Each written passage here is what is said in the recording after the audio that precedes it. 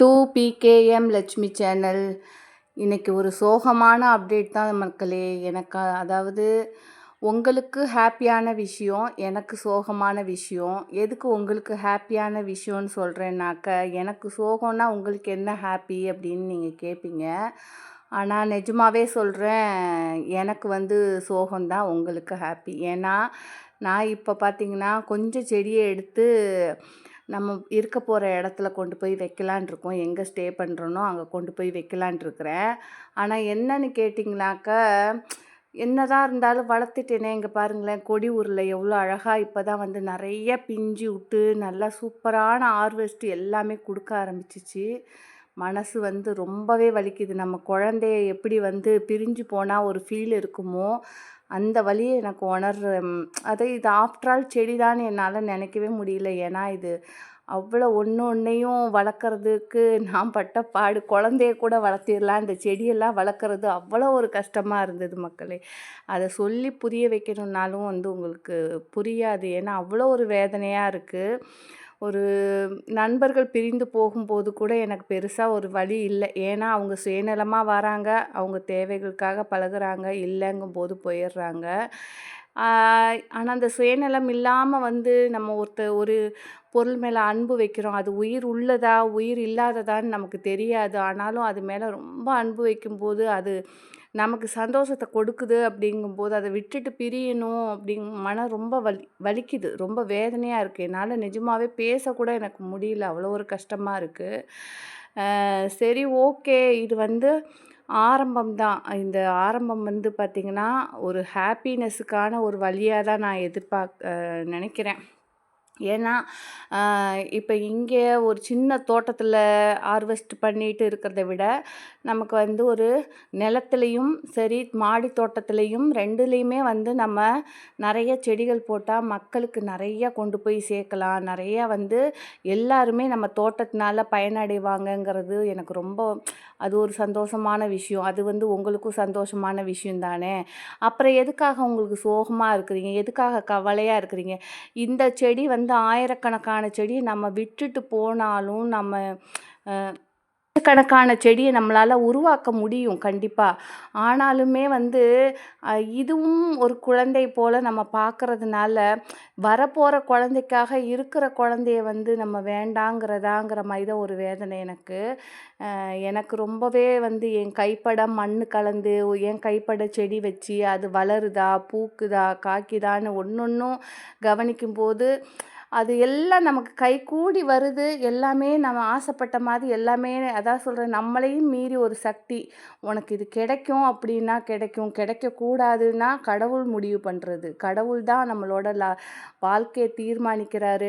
கடவுள் தான் நம்மளோட சந்தோஷத்தை தீர்மானிக்கிறாரு. அதனால் எதுவுமே நம்ம கையில் இல்லைங்கிறது நம்ம ஆசைப்பட்டால் மட்டும் முடியாது. கடவுள் ஆசைப்படணும் அப்படின்ட்டு நான் நம்புகிறேன். ஏன்னா பாருங்கள், எனக்கு ரொம்ப பிடிச்சமான தோட்டம். இப்போ தான் நான் ரொம்ப பிளான் பண்ணேன். போன மாதம்லாம் பிளான் பண்ணேன், ரொம்ப அழகாக்கணும். இது இந்த வெயில் காலம் போகட்டும். இந்த வெயில் காலம் போனதுக்கு அப்புறமேட்டு அழகாக ஸ்டாண்டில் வச்சு வரிசையாக அப்படியே உள்ளே வந்தாவே ஒரு நந்தவனத்துக்குள்ளே வரணும், ஒரு ஃபீல் இருக்கணும். அப்படிங்கிற மாதிரி எல்லாருமே ஃபீல் பண்ணணும். நான் மட்டும் இல்லை, எல்லாருமே ஃபீல் பண்ணணும்.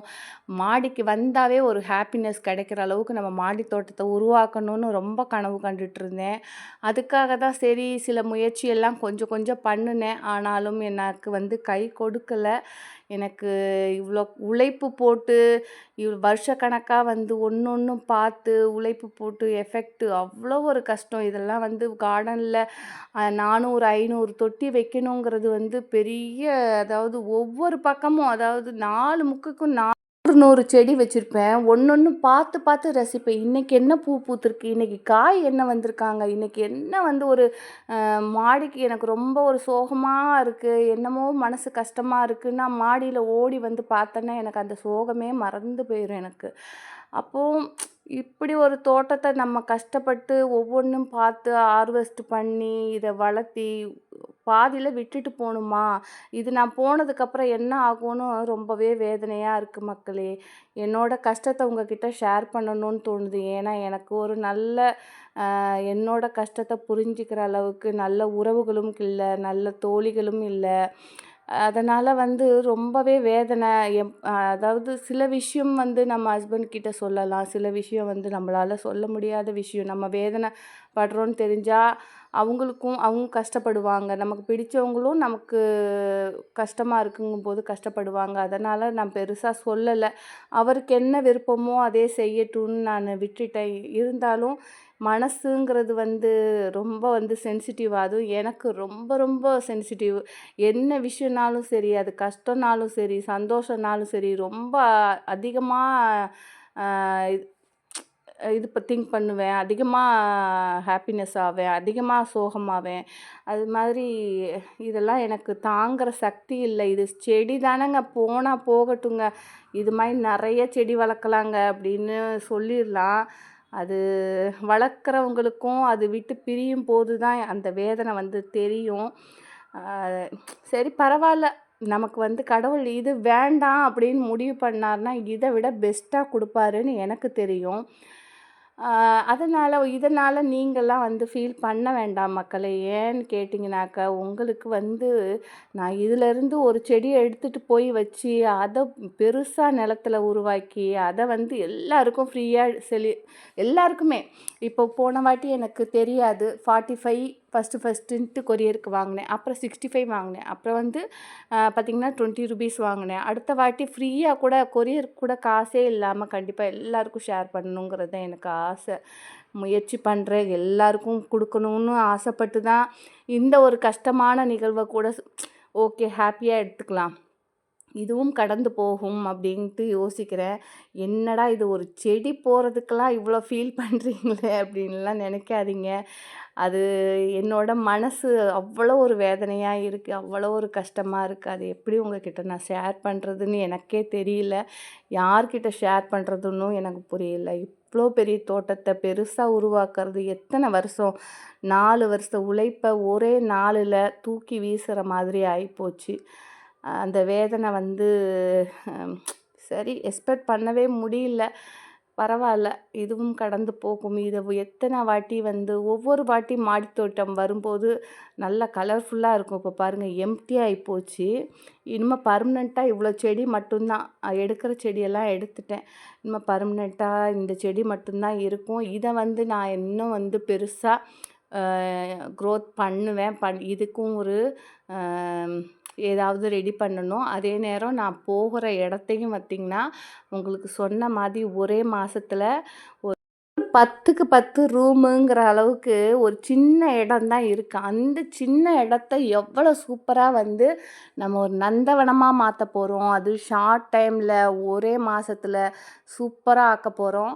அதுக்காக வந்து நான் இப்போயே மனசை தேத்திட்டு ஹாப்பியாக போகிறேன். எனக்கு அந்த கொஞ்சம் கஷ்டம் இருந்தது, அதை உங்ககிட்ட ஷேர் பண்ணணும்னு நினச்சேன், ஷேர் பண்ணிட்டேன். இப்போ வந்து நான் எல்லாருக்குமே வந்து நிறைய ஃப்ரீ சீடு கொடுக்கறதுக்காக ஒரு முயற்சி எடுத்து நான் இப்போ வந்து போகிற இடம் வந்து சக்ஸஸ் ஆகணும்னு எனக்கு வந்து என்கரேஜ் பண்ணி ஒரு தம்ஸ் அப் போடுங்க. அதே நேரம் பார்த்திங்கனாக்கா, எனக்கு இந்த வீடியோ வந்து கஷ்டமான வீடியோ தான் இருந்தாலும் உங்களுக்கு பிடிச்சிருந்தால் லைக் போடுங்க, கமெண்ட் பண்ணுங்கள் சிஸ்டர். என்னோட சோகத்தை நான் சொல்லிட்டேன், உங்களுக்கு என்ன தோணுதோ அதை நீங்கள் சொல்லுங்கள். ஓகே. அதே மாதிரி வந்து நான் சொன்ன மாதிரி தான் உங்களுக்கு வாரமானா ஃப்ரீ சீடும் ஃப்ரீ பிளான்ட்டும் நான் இருக்கனோ இல்லையோ உங்களுக்கு கண்டிப்பாக வந்து சேரும். நாங்கள் இப்போ அங்கே போயிட்டு செடி வைக்க போகிறோம். அதுக்காக எங்கள் வீட்டில் வந்து என்னைய கூட்டிக்கிட்டு போகிறாரு. அப்புறம் பார்த்திங்கன்னா போகிற இடம் பயங்கர வெயில் ஸ்டார்ட் ஆகிடுச்சு. இனிமேல் செடியை எப்படி காப்பாற்றுறது, புதுசாக வைக்கிற இந்த வெயில் காலத்தில் எப்படி நான் செடியை வந்து ஒரே மாதத்தில் உருவாக்க போகிறேன் அப்படின்னு அங்கே போனதுக்கப்புறம் சொல்லுவோம்.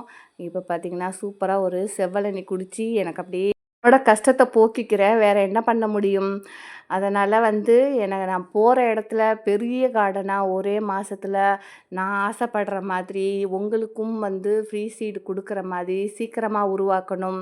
அதை எப்படி உருவாக்குறேன்னு ஸ்டெப்பாக 1 பை 1 நான் வீடியோ போடுறேன். நீங்களும் அதே பார்த்து ஒரே மாதத்தில் ஷார்ட் டைமில் எப்படி சூப்பராக ஒரு கார்டனை உருவாக்க முடியுமா அப்படிங்கிற மாதிரி நீங்கள் உருவாக்குவீங்க. அது புதுசா வைக்கிற நண்பர்களுக்கும் பயனுள்ள வீடியோவா இருக்கும். என்னோட வீடியோ பிடிச்சிருந்தா லைக் பண்ணுங்கள், ஷேர் பண்ணுங்கள். பாய் மக்களே!